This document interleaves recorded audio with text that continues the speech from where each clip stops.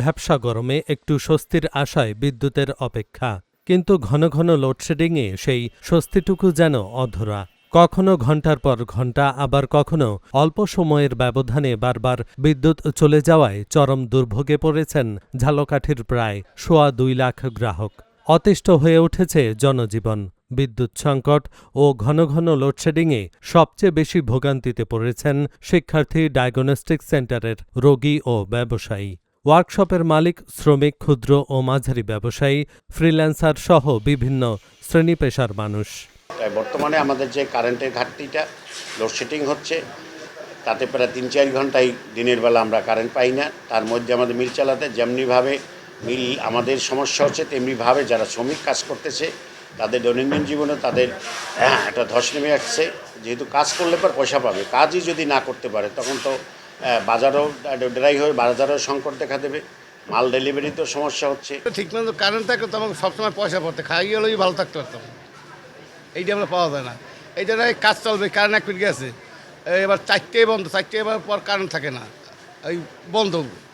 এই এবার 4টে বন্ধ, আবার ওই আজকে যাই, তো প্রোডাকশন তো হয় না। প্রোডাকশন হওয়া লাগে, প্রোডাকশন হইলে আমাকে পয়সা আছে, প্রোডাকশন হইলে আমার পয়সা নেই। কারেন্ট যদি থাকে তো আমরা কাজ করতে পারি, আর কারেন্ট যদি না থাকে তো আমাকে পেটে বাদ জোটে না। আমরা তো দিন মজুরি, যদি আমরা কাজ করিয়ে খাইতে পারি, এবার যদি কারেন্ট না থাকে তো কাজ করি খামু কি দিই। আমরা দিনের মধ্যে কয়বার যাই, আর কোনো ঘন্টা ঠিক নেই যে আমরা কাজ করি 2 টাকা নিমু, হেও পাইতেছি না।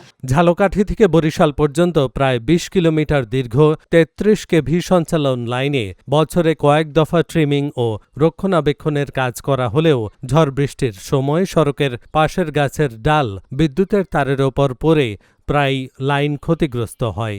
এতে হঠাৎ করেই বিদ্যুৎ সরবরাহ বন্ধ হয়ে যায়, বাড়ে দুর্ঘটনা ও জনদুর্ভোগ। 7টায় আই, সন্ধ্যায় যাই, এর মধ্যে 200-250 টাকা পাই, এর বেশি পাই না। এর মধ্যে কারেন্ট যায় 10 ফিট, হে বই খাওয়া লাগে। গরমে এই যা নিই এতে সংসার চলে না। আমাকে 50 টাকা খরচা আছে না, আমরা খাই না, বই খাওয়া লাগে, এরপর খাই, খরচ হয়ে যায়, এরপর নিয়ে বাচ্চাকে খাওয়াম কি। আমার এখানে ইলেকট্রিসিটি অনেক সমস্যা করছে, যার জন্য আমি পড়তে পারছি না। অ্যান্ড এখানে অনেক গরমে অনেক সমস্যা হচ্ছে, যার জন্য আর কি আমার পড়াশোনায় অনেক সমস্যা হচ্ছে। অ্যান্ড এরকম সমস্যা হলে তো আমার পড়তে সমস্যা হয়, অ্যান্ড রেজাল্ট অনেক খারাপ হবে। এটি যদি বাতাস বন্যা ছাড়ে তাহলেই আমাদের বিদ্যুৎ থাকে না, অনির্দিষ্ট কারণে বন্ধ থাকে, এবং এখন বর্তমানে ঘন্টার পর ঘন্টা লোডশেডিং হয়ে থাকে। এই জন্য আমাদের যারা কাজকর্ম করে তাদের খুবই সমস্যা, তাদের সমস্যার মধ্যে তারা আছে। চাহিদার প্রায় অর্ধেক বিদ্যুৎ নিয়েই পুরো জেলায় রোটেশন পদ্ধতিতে লোডশেডিং করতে হচ্ছে বললেন এই কর্মকর্তা। আমাদের এখানে কিছু ইন্ডাস্ট্রিও আছে, এখানে ডেপিকও ঘটে। ডেপিকে প্রায় আমাদের 9 মেগাওয়াটের কাছাকাছি বিদ্যুতের চাহিদা। এর মধ্যে আমরা আসলে বিভিন্ন সময়ে বিভিন্ন রকম বিদ্যুৎ বরাদ্দ পাচ্ছি। তো সর্বনিম্ন আমরা 5 মেগাওয়াট বরাদ্দ পাচ্ছি। এরপরে লোডের হয়তো সরবরাহ বাড়লে কিছু বরাদ্দ বাড়তেছে। তো যখন বিদ্যুতের ঘাটতি থাকতেছে, ইন অ্যাভারেজ আমরা 50-55% অধিকাংশ সময়তে বরাদ্দ পাচ্ছি, কোনো কোনো সময় এর চাইতে বেশিও পাচ্ছে।